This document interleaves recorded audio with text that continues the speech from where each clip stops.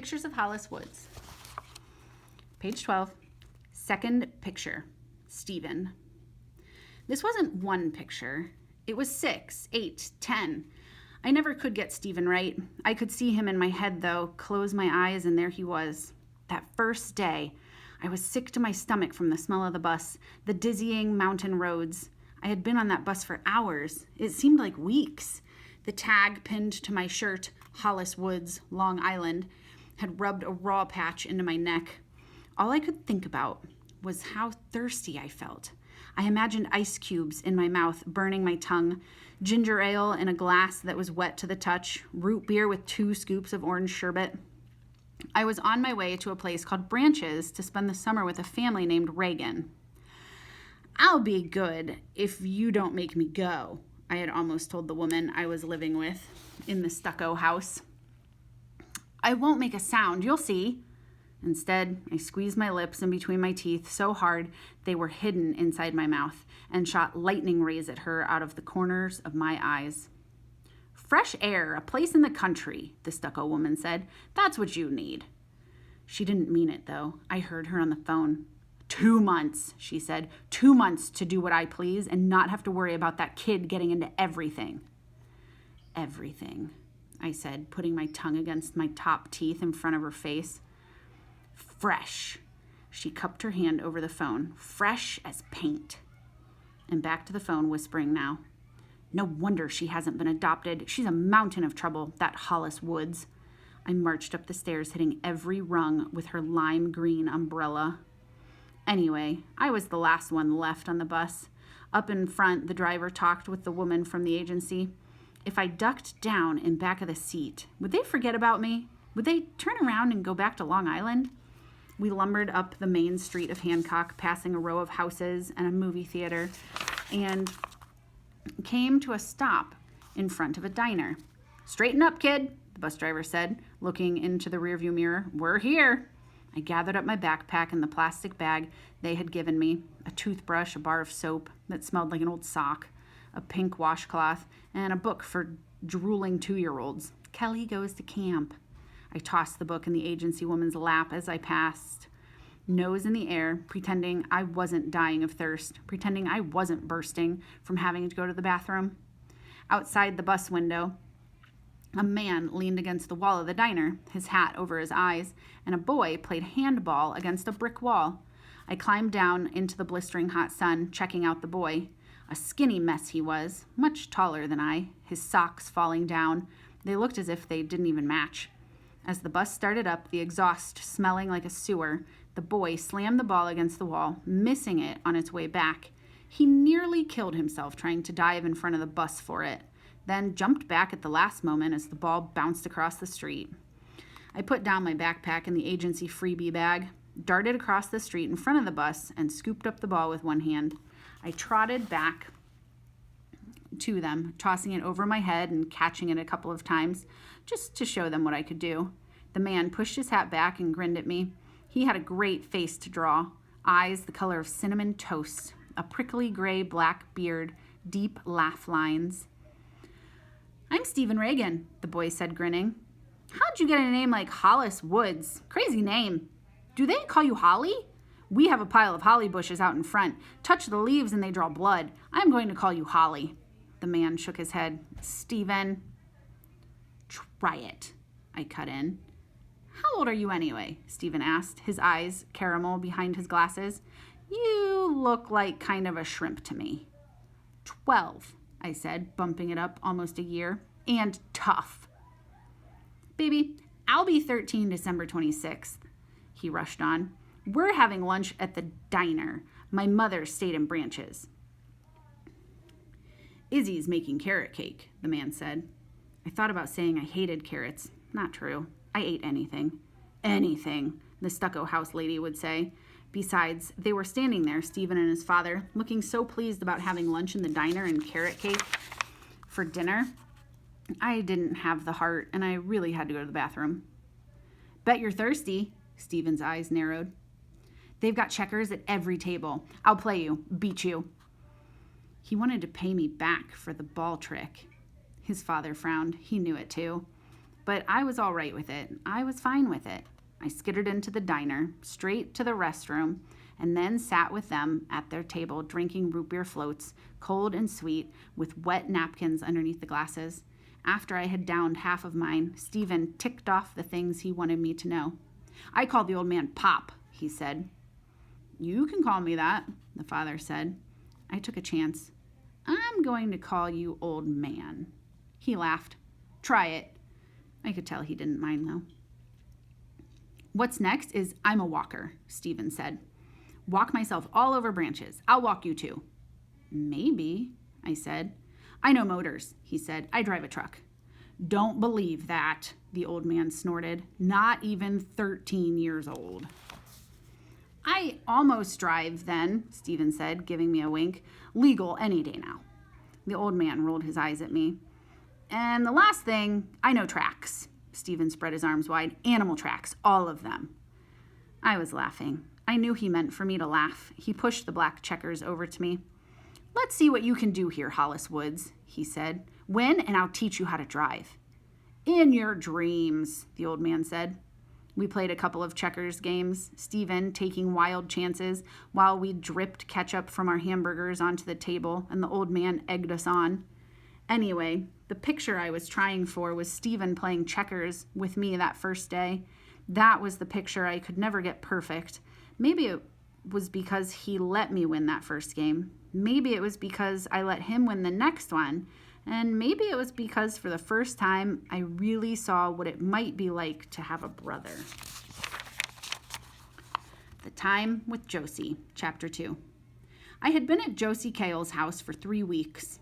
One morning when I awoke, I realized my thumb was blistered, but I didn't mind. We'd been cleaning up the grove of trees. I liked the feeling of hacking and slashing and getting things done. A pile of wood rested under Josie's back table now. Not all of it is for whittling, she had told me. As soon as it's really cold, we'll make enormous fires in the fireplace. I knew she was wondering if I'd still be there when the cold came. I wondered too. I stretched, not ready to get up, and looked around the bedroom.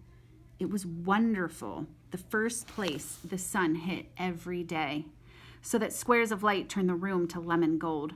I stayed under the rose and white quilt for a few moments, then pulled on my clothes to go down to the kitchen.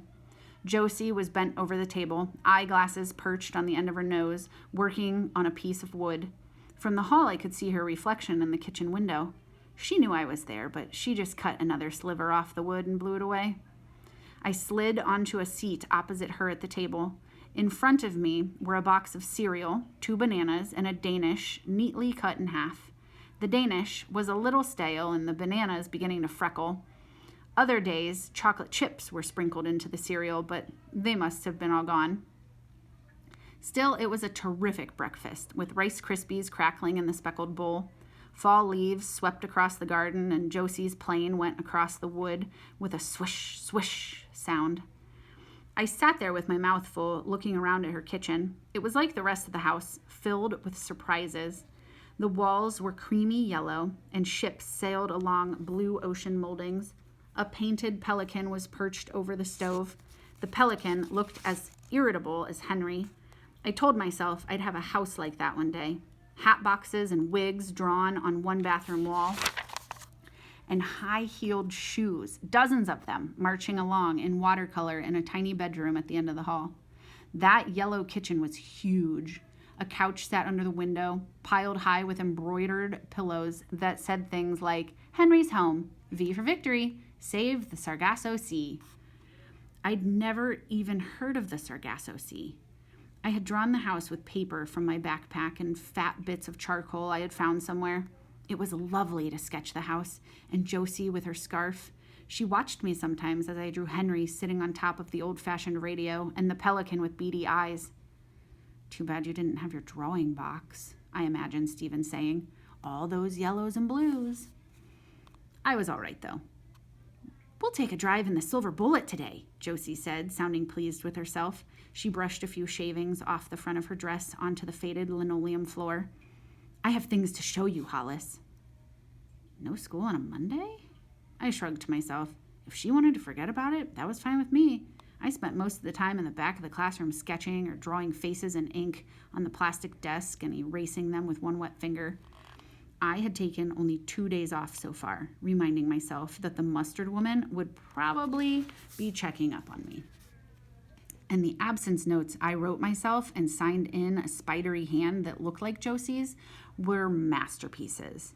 Hollis had a high fever over the weekend. Please send her home if she looks flushed. Or, Hollis had a severe rash. We learned that she's allergic to tomatoes. Pity. She really enjoys them. I shoved the last of a banana into my mouth and watched as Josie plopped a straw hat with a rose onto her head and wrapped one of those filmy scarves twice around her neck. Then I followed her out to the garage. The car was ancient, a Buick from the 80s. The fenders were dented and a streak of white paint ran across the door. But inside, the seats were soft and furry, and hanging from the windshield was a small tree figure of a man with gray whiskers. No, not a man. It was Henry, standing on his back legs. I put acorn boxing gloves on him, but they kept falling off, Josie said. You don't have to worry about Henry. Henry's ready to stick up for you whenever the chips are down. I had to laugh, thinking about Henry in boxing gloves fighting for me. My main concern about Henry was how to keep out of his way. I stepped back as he jumped into the car and hopped across the back seat to sit on the rear window ledge, his head up, one notched ear forward, his whiskers twitching. But I didn't have time to think about that. I slid into the car as Josie backed out of the garage and down the driveway in one great swoop, and, never looking, barreled onto the street. You wouldn't believe this, I told Stephen in my head and grabbed the edge of my seat with both hands. Josie began to talk, glancing down at her movie star hands, long and thin, her nails painted fire engine red but chipping here and there. I wanted to tell her to slow down, but bit my lip instead. I thought I was going to be dead by the time we reached the first crossing, but by the second corner, I realized there wasn't that much traffic, and the few cars on the road stayed well out of our way. So I began to relax and listen to what she was saying.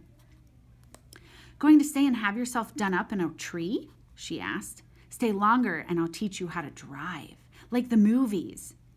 Like the movies? We can do that too. My mouth went dry. How to drive?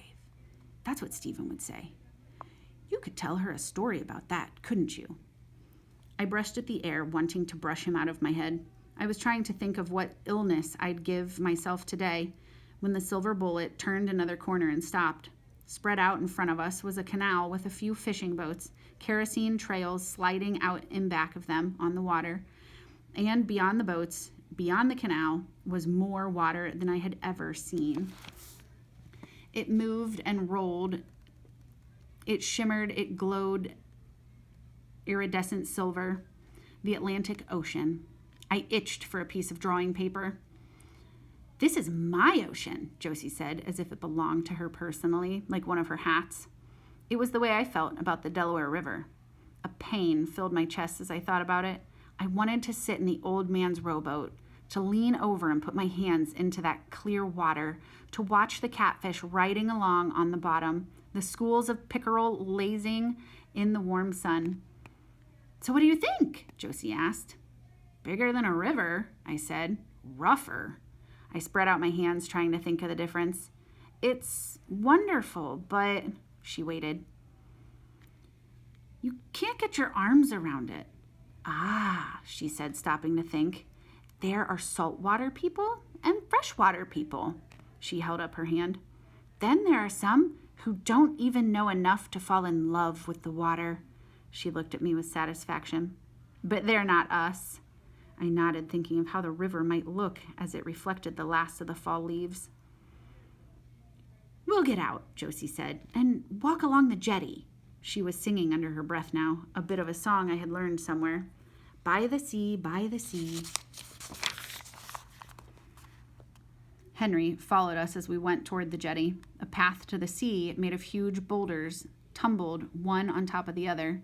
They were slippery, those rocks, with places your feet could get caught, and I wondered if I should help Josie climb up. But she didn't need help. She swung herself up next to me, her scarf blowing in the wind coming off the sea. Just breathe, she said. She didn't have to tell me. I had never smelled anything like that air. Fish and kerosene and salt. I don't know what I'd do without the ocean, she said. And then we skittered out to where I couldn't see anything but water in front of us. Josie pointed down with one foot. Between the rocks were pockets of water, and some of them had tiny fish swimming around in them, fish so small they were blurs of pewter. In one pool with a crab whose claws were no bigger than my pinky nails. I knelt down on the edge of a boulder and put my fingers into the water, watching their reflection as the water moved, feeling the spray on my shirt. Was there snow on the mountain yet? Don't think about the mountain. I thought about Stephen and the old man and Izzy, and I put my hand on my chest because there was such an ache inside. Josie was a statue standing above me, holding her hat against the wind, her eyes closed, a half smile on her face. I thought maybe I'd stay for a while, I said slowly. As long as you want me to, that is. Josie opened her eyes and beamed down at me. So if you'd like to work on my... Whoops, this should be Hollis. So if you'd like to work on my tree figure... She raised her hand to her scarf. I've already started. I knew Stephen would be saying, What are you doing, Hollis?